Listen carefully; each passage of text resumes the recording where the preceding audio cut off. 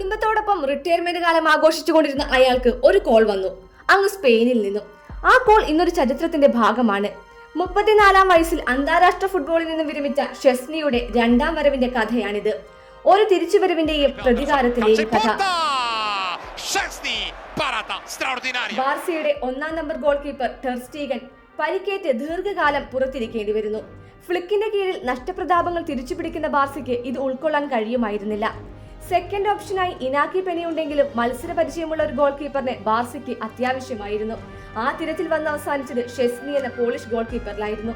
2024 August 27-ന് ഫുട്ബോളിൽ നിന്നും വിരമിച്ച ഷെസ്നിയെ സ്വന്തമാക്കാൻ ബാർസയ്ക്ക് അധികം പണിപ്പെടേണ്ടി വന്നില്ല. വിരമിക്കൽ പ്രഖ്യാപിച്ച് 2 മാസത്തിനിപ്പുറം 2024 ഒക്ടോബർ 3-ന് ബാർസ ഷെസ്നിയുമായി 2024-25 സീസൺ അവസാനം വരെ ഒരു കരാറിൽ ഏർപ്പെട്ടു.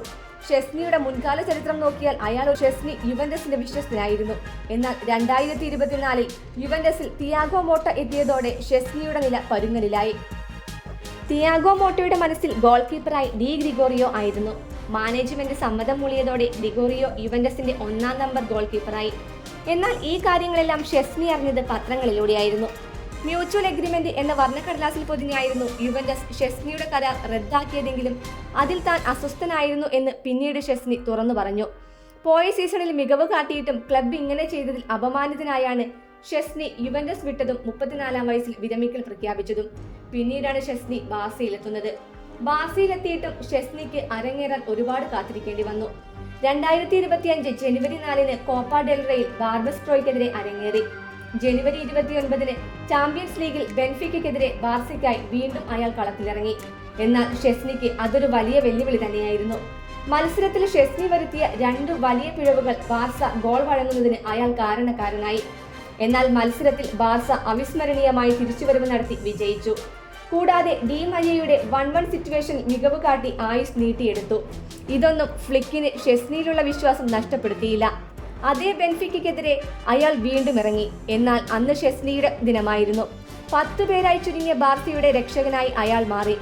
ആദ്യ മിനിറ്റ് മുതൽ പന്ത് സേവ് ചെയ്ത ഷെസ്നി പിന്നീട് നിറഞ്ഞാടി.